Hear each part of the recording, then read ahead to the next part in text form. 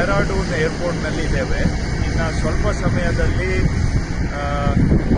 ಈ ಟ್ರೆಕ್ಕಿಂಗ್ ದುರಂತದಲ್ಲಿ ಮೃತರಾದ 9 ಜನಗಳ ಬಾಡಿ ಇಲ್ಲಿಗೆ ತಲುಪುತ್ತೆ. ಅದರ ಜೊತೆಗೆ ಇನ್ನೂ 5 ಜನ ಜೀವಂತವಾಗಿರೋರು ಅವರು ಕೂಡ ಜೊತೆಗೆ ಬರ್ತಾ ಇದ್ದಾರೆ. ಈಗಾಗಲೇ 8 ಜನ ಜೀವಂತವಾಗಿರ್ತಕ್ಕಂಥವ್ರು ಡೆಹ್ರಾಡೂನ್ಗೆ ತಲುಪಿದ್ದಾರೆ. ಒಟ್ಟು 22 ಜನರ ಪೈಕಿ 13 ಜನ ಜೀವಂತವಾಗಿದ್ದಾರೆ. 9 ಜನ ದುರಂತದಲ್ಲಿ ಸಾವಿಗೆ ಈಡಾಗಿದ್ದಾರೆ. ಸಾವಿಗೆ ಈಡಾಗಿರ್ತಕ್ಕಂಥ 9 ಜನಗಳ ಬಾಡಿಯನ್ನು ಬ್ಯಾಂಗ್ಳೂರಿಗೆ ಟ್ರಾನ್ಸ್ಪೋರ್ಟ್ ಮಾಡೋದಕ್ಕೆ ಎಲ್ಲ ಪ್ರಯತ್ನಗಳನ್ನು ನಾವು ಮಾಡ್ತಾ ಇದ್ದೇವೆ. ಅವ್ರಿಗೆ ಆದಷ್ಟು ಡೆಹ್ರಾಡೂನಿಂದ ನೇರವಾಗಿ ಬೆಂಗಳೂರಿಗೆ ತರಲಿಕ್ಕೂ ಪ್ರಯತ್ನ ಮಾಡ್ತಾ ಇದ್ದೇವೆ. ಆಗದೆ ಹೋದಂಥ ಸಂದರ್ಭದಲ್ಲಿ ಡೆಲ್ಲಿಗೆ ತಗೊಂಡೋಗಿ ಬಾಡೀಸನ್ನು ಡೆಲ್ಲಿಯಿಂದ ಬೆಂಗಳೂರಿಗೆ ತರುವಂಥ ಒಂದು ವ್ಯವಸ್ಥೆಯನ್ನು ಕೂಡ ಮಾಡ್ತಾ ಇದ್ದೇವೆ. ಆದಷ್ಟು ಇವತ್ತು ರಾತ್ರಿ ಒಳಗಡೆ ಡೆಲ್ಲಿಗೆ ತೆಗೆದುಕೊಂಡೋಗಿ ನಾಳೆ ಬೆಂಗಳೂರಿಗೆ ಅಷ್ಟೊತ್ತಿಗೆ ಬೆಂಗಳೂರಿಗೆ ತಲುಪಿಸಬೇಕು ಅಂತ ಎಲ್ಲ ತಯಾರಿಗಳನ್ನು ಮಾಡ್ತಾ ಇದ್ದೇವೆ. ಈ ದುರಂತ ಸುಮಾರು 22 ಜನ ಬೆಂಗಳೂರಿನವರು ಒಂದು ಗುಂಪಿನಲ್ಲಿ ಅವರ ಗೈಡ್ಗಳ ಜೊತೆಗೆ ಒಂದು 8-9 ದಿನಗಳ ಟ್ರೆಕ್ಕಿಂಗಿಗೆ ಹೊರಟಿದ್ದಾರೆ. 3ನೇ ದಿನ ಅಥವಾ 4ನೇ ದಿನ ಅಂದರೆ ಜೂನ್ 3ನೇ ತಾರೀಕು ಅವರು ಲಾಂಬತಾಲ್ ಅನ್ನೋ ಕ್ಯಾಂಪಿಂದ ಸಹಸ್ರತಾಲ್ ಅನ್ನುವಂಥ ಒಂದು ಚಿಕ್ಕ ಸರೋವರ ಅಲ್ಲಿಗೆ ಹೋಗಿ ವಾಪಸ್ಸು ಅವರ ಕ್ಯಾಂಪಿಗೆ ಬರುವಂಥ ಸಂದರ್ಭದಲ್ಲಿ ಜೂನ್ 3ನೇ ತಾರೀಕು ಮಧ್ಯಾಹ್ನ 2 ಗಂಟೆಗೆ ಸ್ನೋ ಬೀಳಲಿಕ್ಕೆ ಶುರುವಾಗಿದೆ.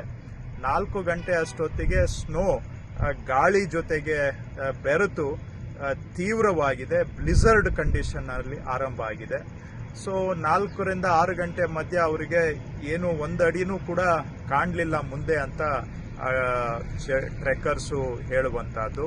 ಸೊ ಹಾಗಾಗಿ ಅವರು ಕ್ಯಾಂಪ್ ತಲುಪೋದಕ್ಕೆ ಆಗಲಿಲ್ಲ, ಯಾಕೆಂದರೆ ಸ್ನೋಫಾಲು ಮತ್ತು ಗಾಳಿ ಭಾಳ ಬಿರುಸಾಗಿದ್ದರಿಂದ. ಸೊ ದಾರಿ ಮಧ್ಯದಲ್ಲೇ ಉಳಿಬೇಕಾಗಿ ಬಂತು ಆವತ್ತಿನ ದಿನ ರಾತ್ರಿ ಅಂತ. ಸೊ ಅಲ್ಲೇ ದಾರಿ ಮಧ್ಯದಲ್ಲೇ ಅವರು ಉಳಿದಿದ್ದಾರೆ. ರಾತ್ರಿ ಚಳಿಗೆ ಮತ್ತು ಅನಾನುಕೂಲದ ವಾತಾವರಣದಿಂದ ಕೆಲವರು ರಾತ್ರಿನೇ ಸಾವಿಗೆ ಈಡಾಗಿದ್ದಾರೆ. ಮರುದಿನ ಬೆಳಿಗ್ಗೆ ಅಂದರೆ ಜೂನ್ 4ನೇ ತಾರೀಕು ಅವ್ರ ಜೊತೆಗಿದ್ದಂಥ ಒಬ್ಬ ಗೈಡು ಬೆಳಿಗ್ಗೆನೆ ಅಲ್ಲಿಂದ ಹೊರಟಿದ್ದಾರೆ. ದಾರಿಯಲ್ಲಿ ಮುಂದೆ ಹೋಗಿ ಎಲ್ಲಿ ಫೋನ್ ಸಿಗ್ನಲ್ ಸಿಗುತ್ತೆ ಅಲ್ಲಿವರೆಗೂ ಬಂದು ಫೋನ್ ಮಾಡಿ ಹೊರಗಿನವರಿಗೆ ತಿಳಿಸ್ಬೇಕು ಅನ್ನೋ ಉದ್ದೇಶದಿಂದ. ಸೊ ಒಬ್ಬ ಗೈಡು ಬೆಳಿಗ್ಗೆನೆ ಹೊರಟಿದ್ದಾರೆ. ಇನ್ನು ಉಳಿದಂಥವರು ಯಾರಿಗೆ ಅಲ್ಲಿ ಮೂವ್ ಆಗುವಂಥ ಶಕ್ತಿ ಇತ್ತು ಅವರು ಅಲ್ಲಿಂದ ಆರಂಭ ಮಾಡಿ ಅವರ ಕ್ಯಾಂಪಿಗೆ ತಲುಪಿದ್ದಾರೆ. ಕೆಲವ್ರಿಗೆ ಅಲ್ಲಿಂದ ಮೂವ್ ಆಗೋಕ್ಕೆ ಶಕ್ತಿ ಇರಲಿಲ್ಲ, ಅವರು ಅದೇ ಜಾಗದಲ್ಲೇ ಉಳ್ಕೊಂಡಿದ್ದಾರೆ. ಈ ಕ್ಯಾಂಪಿಗೆ ಬಂದವರು ಅಲ್ಲಿಂದ ಅವರ ಗೈಡು ಸ್ವಲ್ಪ ಮೇಲೆ ಇದ್ದವರಿಗೆ ಟೆಂಟು ಮತ್ತು ಬಟ್ಟೆ ಮತ್ತು ಊಟ ತೆಗೆದುಕೊಂಡು ಹೋಗಿ ಅವ್ರನ್ನ ಅಲ್ಲೇ ಸ್ವಲ್ಪ 4ನೇ ತಾರೀಕು ರಾತ್ರಿನೂ ಕೂಡ ಕೆಲವರು ಎಲ್ಲಿ ದುರಂತ ಆಯಿತು ಅದೇ ಜಾಗದಲ್ಲಿ ಉಳಿದಿದ್ದಾರೆ. ಸೊ ಆ ದಿನ ಮಧ್ಯಭಾಗದಲ್ಲಿ ಇನ್ನೂ ಕೆಲವರು ಮೃತರಾಗಿದ್ದಾರೆ. ಒಟ್ಟಾರೆ ನಮಗೆ ಮಾಹಿತಿ ಬಂದಿದ್ದು ಜೂನ್ 4ನೇ ತಾರೀಕು ರಾತ್ರಿ. 4ನೇ ತಾರೀಕು ರಾತ್ರಿನೇ ನಾವು ಉತ್ತರಾಖಂಡ ಗೌರ್ಮೆಂಟು, ಆರ್ಮಿ, ಏರ್ಫೋರ್ಸು ಎಲ್ಲರಿಗೂ ಕೂಡ ಅಲರ್ಟ್ ಮಾಡಿ 5ನೇ ತಾರೀಕು ಬೆಳಿಗ್ಗೆ 5 ಗಂಟೆಯಿಂದನೇ ಅವರ ರೆಸ್ಕ್ಯೂ ಆಪರೇಷನ್ಸನ್ನು ಆರಂಭ ಮಾಡಿ ಮಧ್ಯಾಹ್ನ ವಾತಾವರಣ ಮತ್ತೆ ಕೆಡೋದ್ರ ನಡುವೆ 5 ಬಾಡೀಸು ಮತ್ತು ಸುಮಾರು 8-9-10 ಜನಗಳನ್ನು ರೆಸ್ಕ್ಯೂ ಮಾಡಿದ್ದಾರೆ. 11 ಜನವನ್ನು ರೆಸ್ಕ್ಯೂ ಮಾಡಿದ್ದಾರೆ.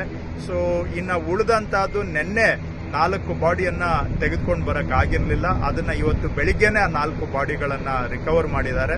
ಈಗ 9 ಜನದ್ದು ಪೋಸ್ಟ್ ಮಾರ್ಟಮ್ ಮುಗಿದು ಆ ಬಾಡಿಗಳನ್ನು ಡೆಹ್ರಾಡೂನ್ಗೆ ತೆಗೆದುಕೊಂಡು ಬರ್ತಾ ಇದ್ದಾರೆ. ಬದುಕಿರುವಂಥವರು 8 ಜನ ಈಗಾಗಲೇ ಡೆಹ್ರಾಡೂನ್ನಲ್ಲಿದ್ದಾರೆ. ಇನ್ನು 5 ಜನ ಸ್ವಲ್ಪ ಸಮಯದಲ್ಲಿ ಅವರು ಡೆಹ್ರಾಡೂನ್ಗೆ ಬಂದು ತಲುಪ್ತಾ ಇದ್ದಾರೆ. ಸೊ ಈ 9 ಬಾಡಿಗಳನ್ನು ಆದಷ್ಟು ಶೀಘ್ರವಾಗಿ ಬೆಂಗಳೂರಿಗೆ ತಲುಪಿಸಬೇಕು ಅಂತೇಳಿ ಎಲ್ಲ ಪ್ರಯತ್ನವನ್ನು ನಾವು ಮಾಡ್ತಾ ಇದ್ದೇವೆ.